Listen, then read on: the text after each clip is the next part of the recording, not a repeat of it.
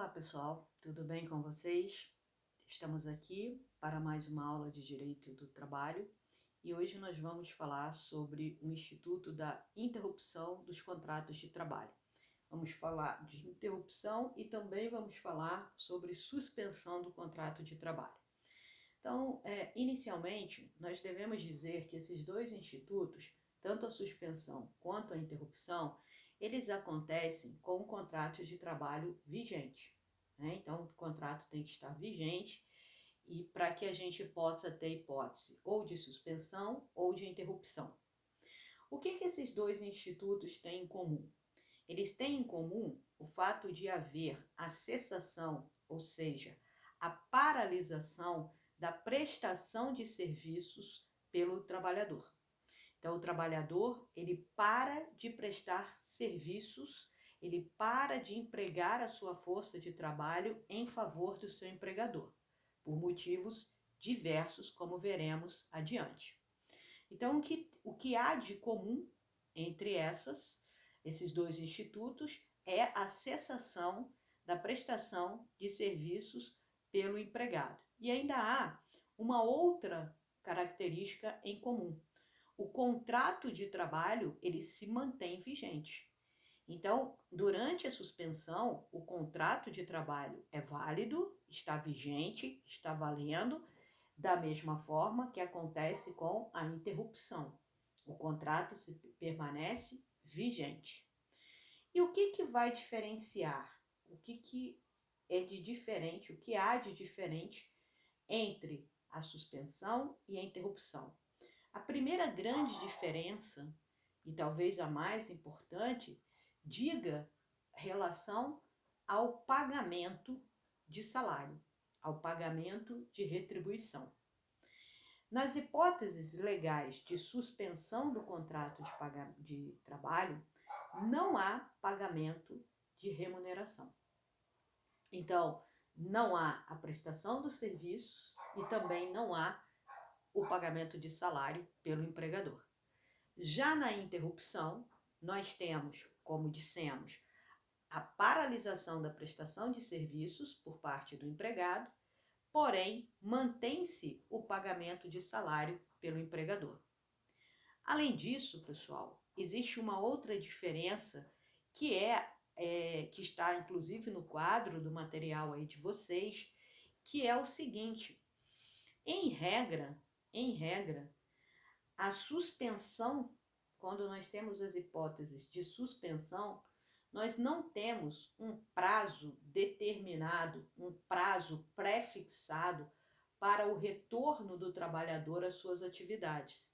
No outro giro, de outra forma, quando falamos de suspensão, nós temos, em regra, a previsão de quando se dará o retorno do trabalhador às suas atividades funcionais. E uma outra diferença ainda, e essa também de grande importância, é que na suspensão do contrato de trabalho, o tempo de suspensão, em regra, ele não é computado como tempo de serviço. Já na interrupção, o tempo de interrupção, ele será contado como tempo de serviço, tá? Rosaria, qual a importância do tempo de serviço? A importância do tempo de serviço, ela, entre outras coisas, ela tem relevância para o direito previdenciário, para fins de aposentadoria, para fins de cumprimento dos períodos de carência para recebimento de benefícios previdenciários que exigem o cumprimento de uma carência por parte do segurado. Então, o tempo de serviço, ele tem uma importância relevante para quem? Para o direito previdenciário.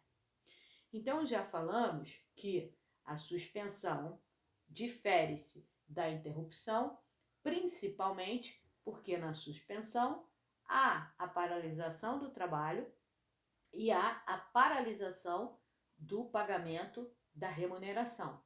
E na interrupção, há a paralisação do trabalho, porém mantém-se o pagamento do salário, tá certo?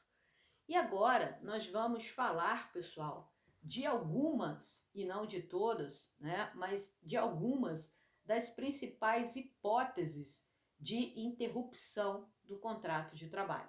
Lembrando que na interrupção há a paralisação, há a cessação da prestação de serviços pelo empregado, porém o empregador mantém-se pagando a remuneração, pagando o salário daquele empregador.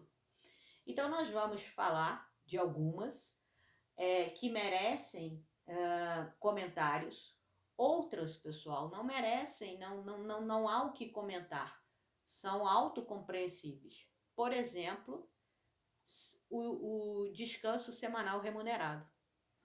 Em regra, né, a grande maioria das pessoas, elas ficam em casa aos domingos. Há quem trabalhe de segunda a sexta, há quem trabalhe de segunda a sábado. Temos exceção? Temos o pessoal do comércio, dos shoppings, dos restaurantes, que geralmente trabalham aos domingos e tiram uma folga por semana, né? Mas, uma vez por mês, essa folga terá que cair no domingo, porque o domingo é o dia tradicional do descanso, né? Então, trabalhamos durante toda a semana para descansar no domingo. Quando recebemos o nosso salário, não é descontado os domingos que passamos em casa. E se trabalharmos de segunda a sexta, também não será descontado da gente sábado e domingo. Esses dias são remunerados. Mas há uma interrupção. Veja, você para de trabalhar, por exemplo, na sexta-feira, não presta serviços, não emprega sua força de trabalho no sábado e domingo, retorna na segunda-feira. Só que você recebeu para ficar em casa descansando sábado e domingo. Interrupção no contrato de trabalho. Feriado, o mesmo raciocínio. Você fica em casa, porém você recebe aquele dia. Férias, pessoal, também interrupção do contrato de trabalho. Você fica, em regra, 30 dias, pode ficar 20, né? Porque é permitido vender um terço das férias, como nós estudamos nas nossas aulas de férias. É possível que você venda para o seu empregador um terço, no máximo um terço das suas férias, segundo o que preconiza a lei. Então, se você vende um terço, 30 dividido por 3, 10. Você vende 10 dias e goza 20 dias de férias. Esses 20 dias, 20, 30 dias que você estiver de férias, você está em casa descansando, porém você recebeu por aquele mês de salário. Né? Tanto que as férias devem ser pagas 2 dias antes do início do seu gozo. Então você está em casa, portanto há interrupção da sua prestação de serviço.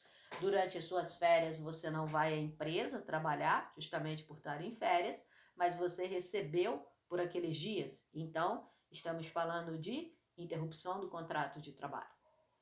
Então essas são exemplos bem habituais que acontecem, né? Os finais de semana toda semana, os feriados naquelas datas comemorativas e as férias, né, a cada período aí de 12 meses, enfim, a partir de 12 meses, a partir de quando você completa, né, o seu período aquisitivo, nos próximos 12 meses o seu empregador deverá lhe conceder férias, tá certo? Então essas são as opções, são exemplos de interrupção do contrato de trabalho. Um outro exemplo de interrupção do contrato de trabalho e que é interessante a gente mencionar aqui, porque ele é um misto. Até um determinado número de dias é interrupção. A partir desse número se transforma em suspensão do contrato de trabalho. Refiro-me, pessoal, a pessoa, ao empregado afastado de suas atividades por motivo de doença. Nos primeiros 15 dias, ele deixa de prestar serviços porque está doente, então está incapacitado para trabalho, né? Então, nos primeiros 15 dias, há a cessação da prestação de serviço. Ele não vai trabalhar, ele está doente.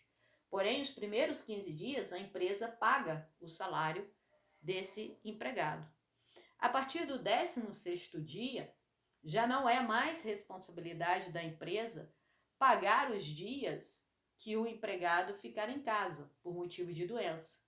Caberá ao INSS pagar esses dias. Ele vai entrar em gozo do benefício auxílio-doença.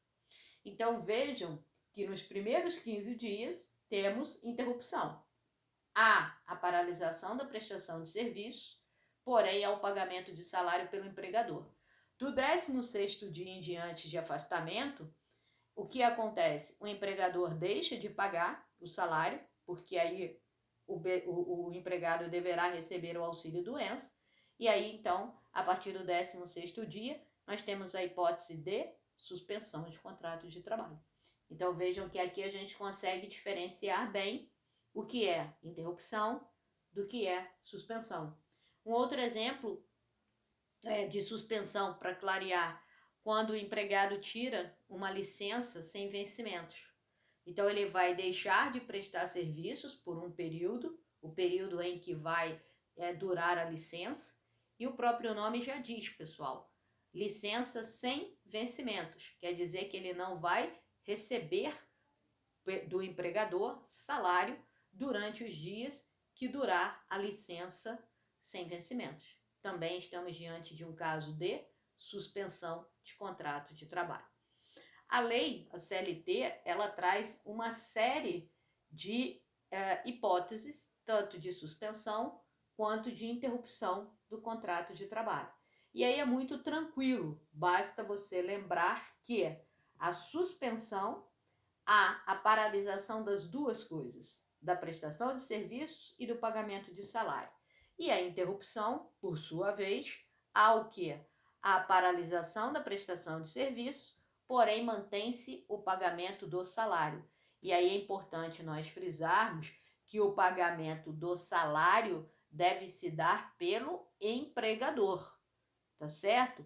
Não é que na interrupção... Agora, eu posso ter, como tenho no caso do auxílio-doença que falei para vocês, a paralisação da prestação de serviços, porém aquele empregado continua recebendo um valor. Sim, continua, o valor do benefício previdenciário. Mas reparem que esse valor não é pago pelo empregador, é pago pela Previdência, pelo INSS, como a gente fala, né, costumeiramente. Então é suspensão. Por quê? Porque na suspensão o empregador não pode pagar o salário, o que não impede de que o trabalhador receba alguma renda, mas essa renda não provém do seu empregador. E aí temos suspensão. E na interrupção, sim, quem paga a renda, quem paga o salário, continua sendo o empregador. Tá bom, pessoal? Então, é muito importante vocês diferenciarem isso. E aí, não precisa decorar, né, quais são as hipóteses de uma ou de outra. Basta você analisar se os dois requisitos acontecem simultaneamente. Quais são? Paralisação do trabalho da prestação de serviços e paralisação do pagamento de salários. Se acontecer as duas coisas, estamos falando de suspensão de contrato de trabalho. Agora, se tivermos somente uma das duas paralisações, né, somente a paralisação da prestação de serviços, mantendo-se o pagamento de salário, teremos o caso de interrupção do contrato de trabalho. No material de vocês tem uma gama de exemplos sobre suspensão, sobre interrupção. Ok, pessoal? Então, essas são as considerações mais importantes e nós, em nossas aulas presenciais, né, nossas aulas online, melhor dizendo, vamos destrinchar as hipóteses de interrupção, falando dos principais detalhes, dos principais aspectos, ok? Muito obrigada, fico por aqui, um abraço e até a próxima.